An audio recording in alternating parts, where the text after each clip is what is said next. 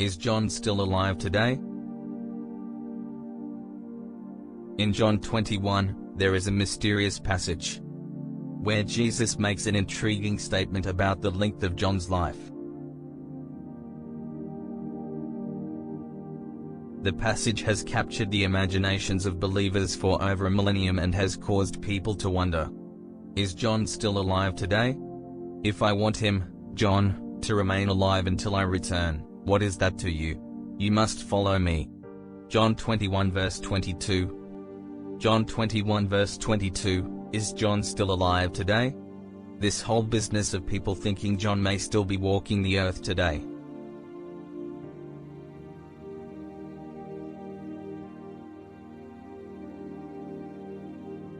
can all be traced back to Jesus' conversation with Peter in John 21 verses 19 to 23.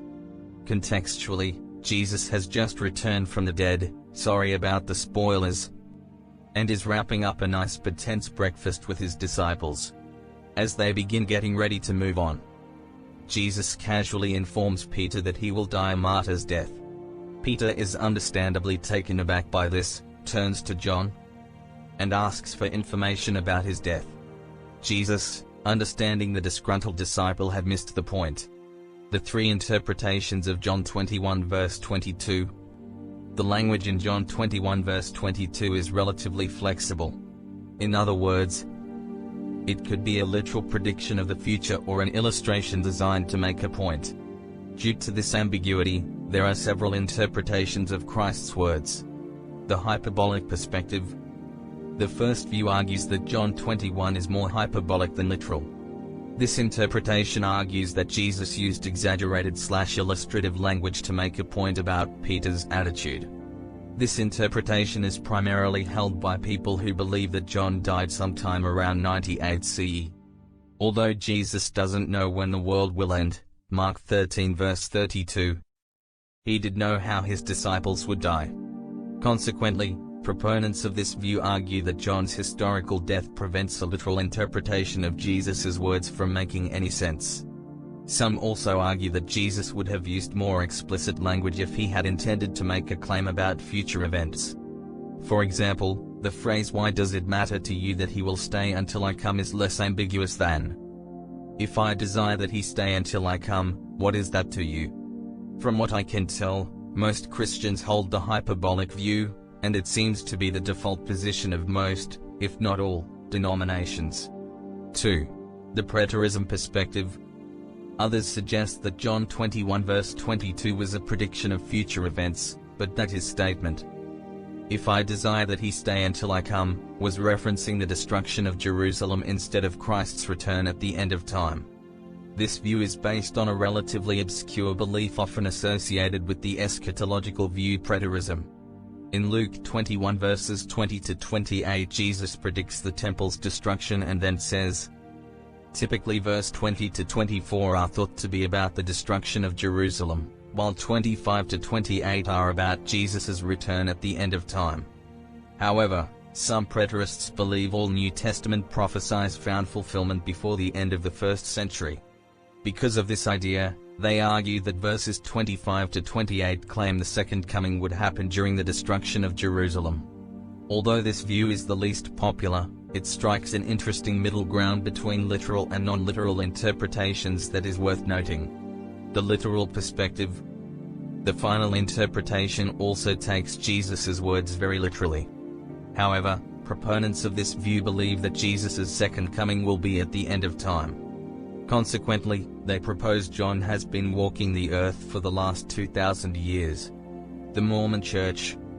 The most prominent group that promotes this view is undoubtedly the Mormon Church.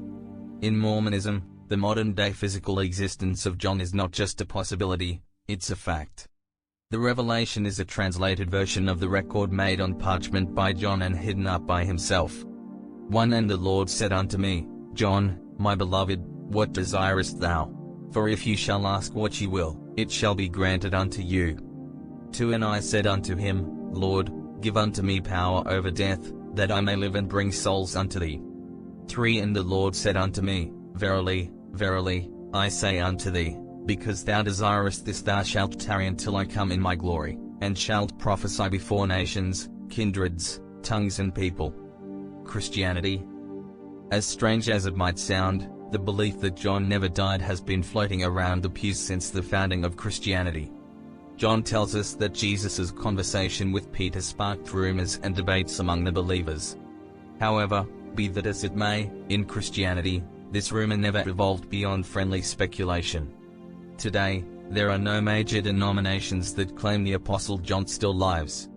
And as far as I can tell, there never have been. Yet, like my middle school friend group, many people are intrigued by the possibility.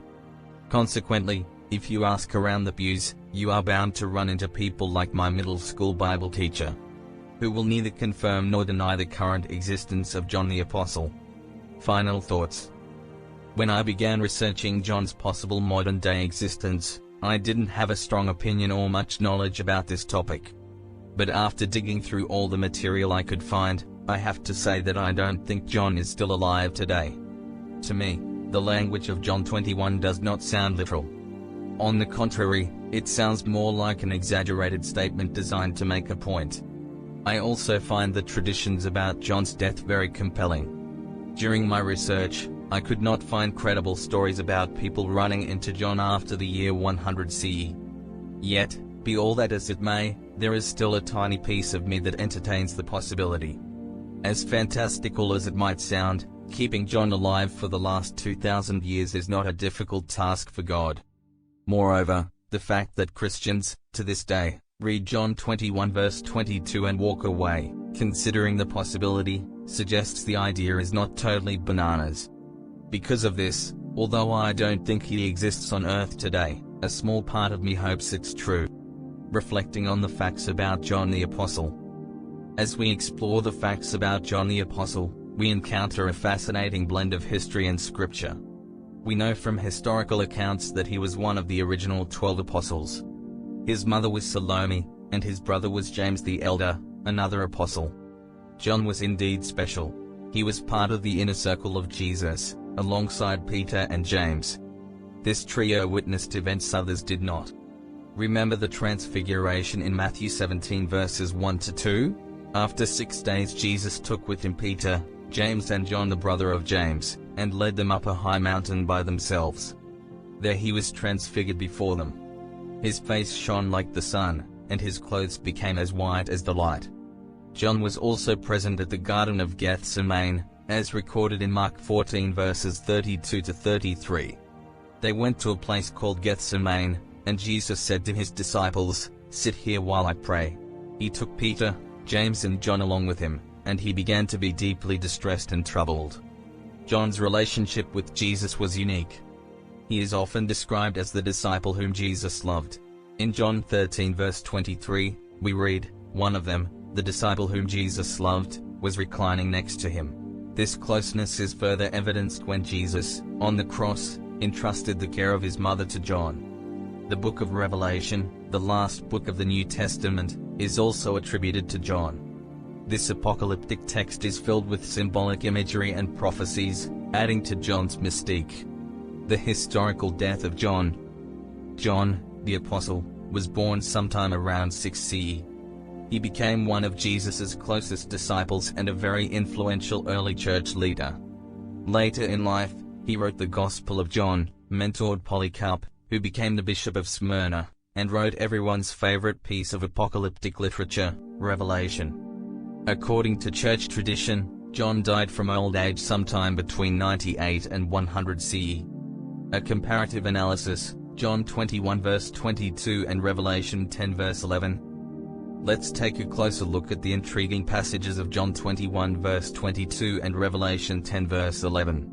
In John 21 verse 22, Jesus speaks to Peter about John saying, "If I want him to remain alive until I return, what is that to you?"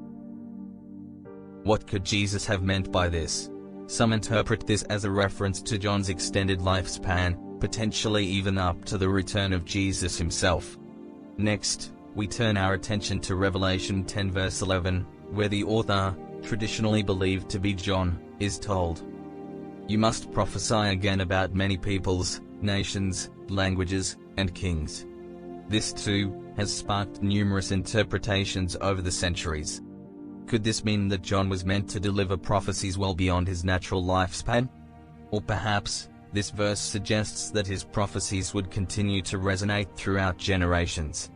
When compared side by side, these verses from the Gospel of John and Revelation present a tantalizing mystery. Is there a connection between the two that could provide insight into the question at hand: is John still alive?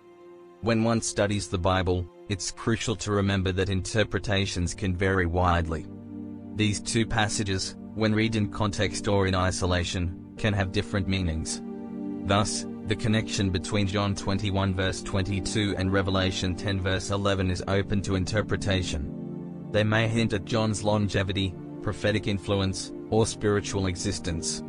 Conclusion: John the Apostle, an enduring enigma. The question, is John still alive, opens up a fascinating exploration into the life and mysteries of John the Apostle. A key figure in the New Testament, John's historical death contrasts with intriguing biblical passages hinting at his possible continued existence. Despite these varying perspectives, what stands out is John's profound impact on Christian history and contemporary life. His writings, especially in the Gospel of John and the Book of Revelation, continue to inspire and guide millions globally. So, while we may not have a concrete answer to whether John is still physically alive, his spiritual and theological presence is palpable.